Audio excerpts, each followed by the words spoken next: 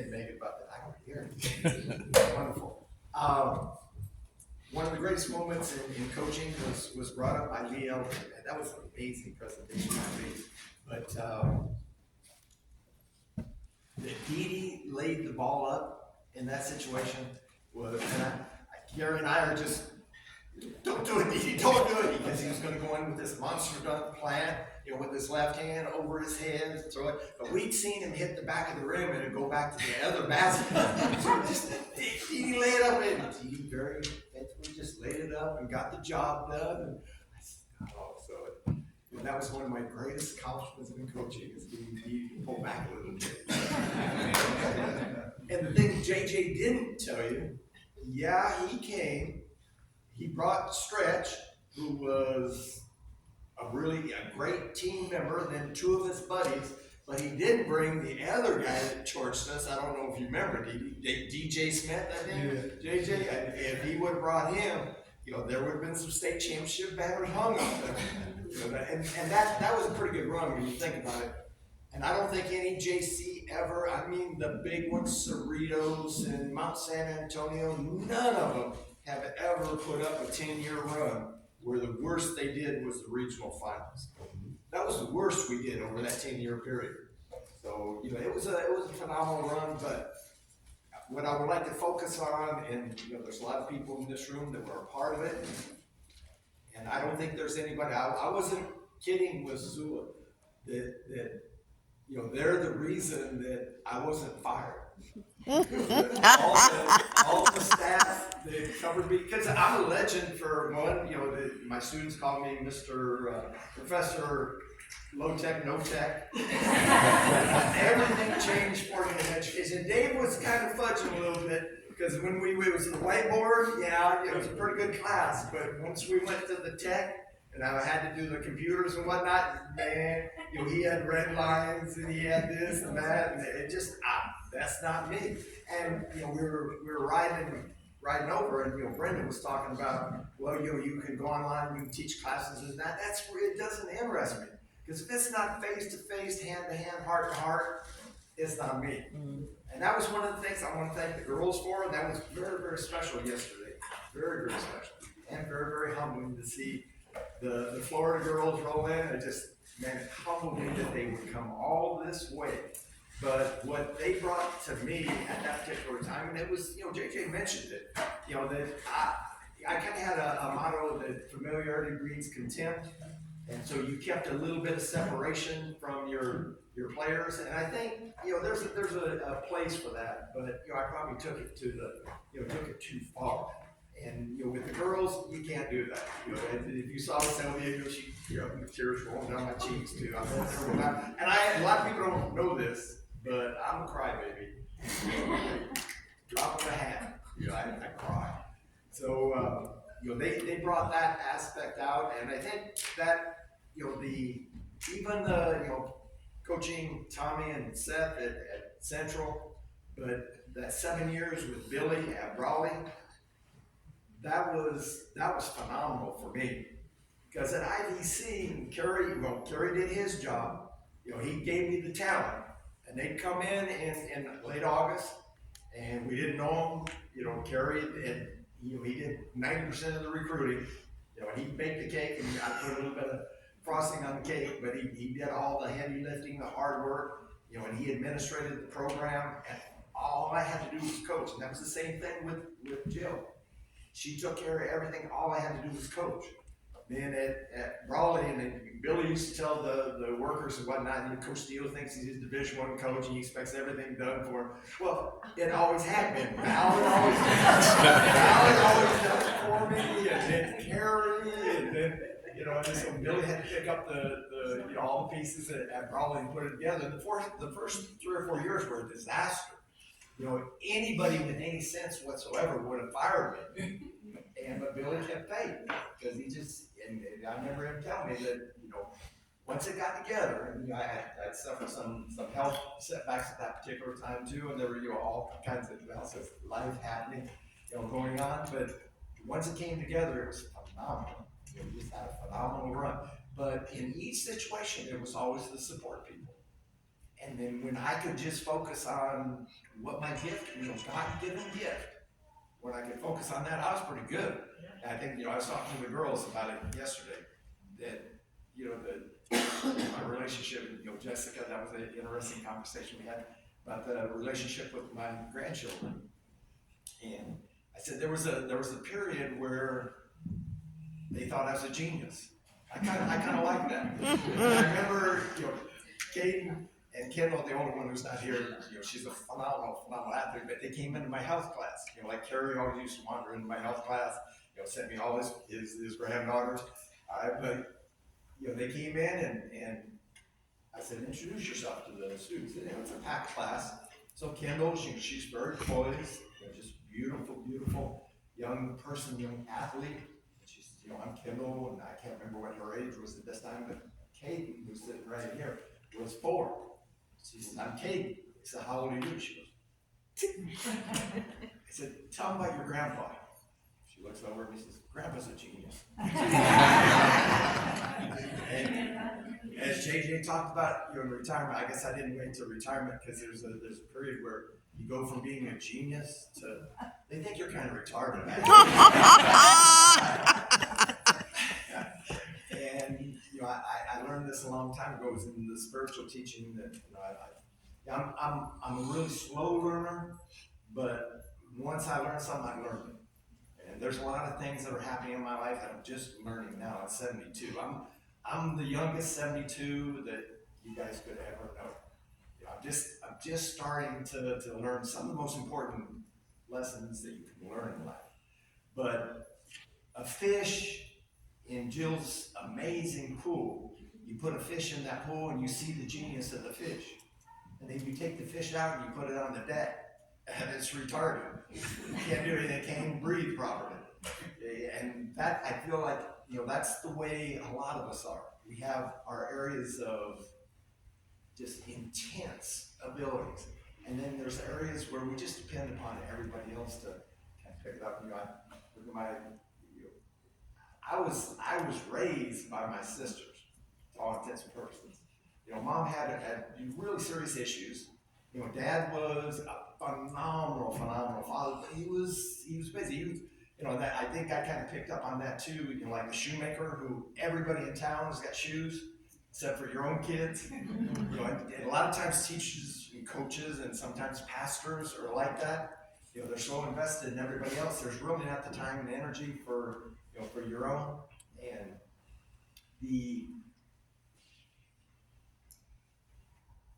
learning curve of putting that all together, okay, the tremendous lessons I learned from my sisters, and then I married just an amazing woman, beautiful, talented, and it's really difficult because we're both head coaches. And it's not easy, and there's certain things that we're really good at, okay, and we don't want anybody to tell us how to do it. We've got our own ideas, and I know you guys all experience that. As Jello and I talked about yesterday, she wasn't sure about this motherhood thing, that she was coaching, and it sounded like it was a kind of a redo of what us coaches do, where she's coaching at a high school, and she's got all these responsibilities, and LT Latoya, who's known as the Tasmanian Devil, just an incredible motor. But how in high school, when you bring your athletes back from a road trip, you have to wait till the parents pick up the last student. Okay, and then you're in an urban area where you might drive an hour to work and then an hour back. That's on a good day, on bad days. So you're taking all this time away from your family. Okay, so it's a difficult, very difficult juggle. And I kind of feel like, even as I talk to you guys today, I'm like an idiot savant. This goes back a number of years. I don't know if you're into music or not, but Tommy, musical Tommy by The Who, talking about the pinball wizard, the idiot savant. There's things in basketball that just come so naturally, so easily to me. And then there's other things in life that it's a slow, laborious process. And so, give you guys hope. At 72, you can still learn. That's right. Old dog can learn new tricks. Mm-hmm. Okay, and I like to tell stories. I can tell Brian Garrett stories, Dee Dee stories, JJ stories, Tommy Drift stories. I can tell stories about a lot of you guys, and they are athletes. But I do want to mention I don't want to forget this because of the conversation I had with Jello and listening to her. And it was brought out in the discussion, some of the stuff that Tyson talked about and Nick talked about, which I had no idea that I had that influence. And this is a little bit like Pete, the movie The Wonder Has Been a Wonderful Life with Jimmy Stewart. This has been a little bit like that for me because I am by far my own worst critic, by far. Stuart Black, who I enjoyed hanging out with Stuart because he made me seem, comparatively normal. But Stuart was, he was kind of setting me straight. He says, oh, yeah. You weren't perfect, right, Coach? Yeah, it's kind of interesting when one of your best friends on earth calls you Coach. And a lot of times when somebody calls me Jeff, I think, who are you talking about? I'm Coach. I look over at Michael Burns. Michael played on our first team here at IBC. And Michael hit about a 25-foot jump shot to win the first game in my coaching career. Kerry would have to tell you the numbers, the wins. I don't know. And where we're cleaning out all the junk from IBC, there's trophies and whatnot. But if you know anything, you never saw any plaques or whatnot hung up in my office and whatnot. And the reason being was that once the season was over, for me it was next. Okay, that's done. You can't redo it. You can't undo it. You can't do it better. But you got your next. And that's, coming in here, Katie, my 9-year-old, soon to be 10-year-old, she wanted to know how I felt about, coming. I said, well, I kind of feel like I'm going to a funeral. And it is kind of a funeral. But what's neat about it is that I'm alive. That's right. Fourth quarter. Huh? Fourth quarter. Third quarter going to the fourth quarter. And I don't know, I really don't know what the future holds. But I'm excited about that because of all the things I've learned, even in not only the last year, but Val and I have had some just incredible challenges to deal with. But my daughter's here, and my granddaughter, and the little one, who is a force of nature. And I think about it, when I wake up in the morning, not only is there the joy of dealing with her, but also, I got to get in shape. You guys look at an old, broken down 72-year-old, but you don't know. I'm a new spirit. I've got a new soul. My mind is being restored because a month ago, I didn't even want to come here. It just, I just ride off in the sunset. And you might not think it's possible, but I'm a 72-year-old bodybuilder. I got to rebuild this temple. It's all there, and I got to do it for the grandkids. I don't know. This coaching thing, Mike, I don't know. You never know. Because I will tell you about the Imperial Vow. Nick touched on it, and Tyson touched on it. Although both of those guys are a little smarter than I am. They got out. They both live on the coast, and that's where we brought the family into San Diego. We were able to stay in San Diego for a day, and it's kind of overcast, cool weather, but you smell that ocean air. And nobody enjoys San Diego like we desert dogs. Nobody does. I talked to a young lady at the hotel today. She lives in San Diego.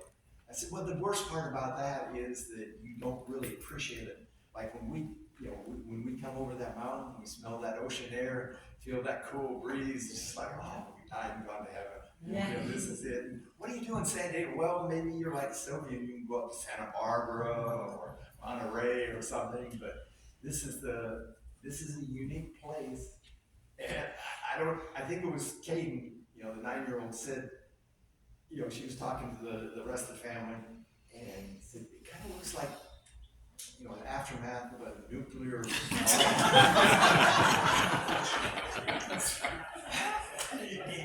It's not a really pretty. The mouth of a kid. And I don't They'll have tell the you. words to express it, even though I appreciate what Dave said. But to me, it's beautiful. And it's beautiful because of you all. The most special people in the world, Bob's never understood this. We had a beautiful place up in Carlsbad that I thought that was going to be like a place. And then, Texas is wonderful, but this is my home because of you guys, the relationship. Man, there's such special people here, the special bonds, and the fact that we need each other and we do support one another. And I know this is not the only place in the world that it happens, but there's something special here. I look over at Pete and Marcy, the things that happen spiritually in the valley are absolutely amazing. And that was one of the things as the co-advisor, advisor to the Christian Club is being involved with the various churches, and the different flavors of worship that exist in the Imperial Valley. It's pretty incredible, really incredible. And these are unique times, folks, that I want to, this journey that I'm on, and I want to caution you all, because Tommy talked about, the Deyoisms. One of the things I put on the whiteboard, and it doesn't translate in any other format, but it did then. It was assume, the ASS, UME, assumptions. I think a lot of us have assumptions, and I know that I was certainly guilty of this. Okay, and then there was that verse about working out your salvation with fear and trembling. Okay, and I always used to be kind of worried about offending anybody. What Dave was talking about, which I still did in my classes, because there were kids that just didn't want to hear anything that they didn't want to hear, and that's pretty. I think that's pretty dominant in our culture today. Okay, but I don't think there's anything I can think of. Maybe you guys know something more offensive than eternity, in hell. Okay, that's offensive to me now. So I kind of weigh that out. So I want to encourage you guys to fight the good fight of faith. Amen. Pursue that as passionately as you ever have before. Because I saw it on the poster. It was up, wake up, America. Okay, and America is waking up. The world is waking up. There's things that are happening spiritually now that have never happened before. Since, who's that guy that Brian was talking about? That Jesus Christ of Nazareth? Since he walked the earth, and when his disciples were infused with that power and transformed lives, that's Val's heavily involved in that. Taking me to revivals and conferences and whatnot, where there's powers that are available to us now that I was kind of aware of, but now I'm it's something that I see each and every day. So once again, I don't mean to belabor that thing, but I wanted to leave you guys with that passion that they talked about as far as coaching, and hearing the voice to the right, to the left, that you honor the Lord. He will direct your path. Amen. Okay, to the right, to the left, and it may not be a voice that you can necessarily hear, but as you attune to that, you get a little bit better at that. The direction is going to be a little bit more solid on that. And Joe was talking about hearing things that in coaching.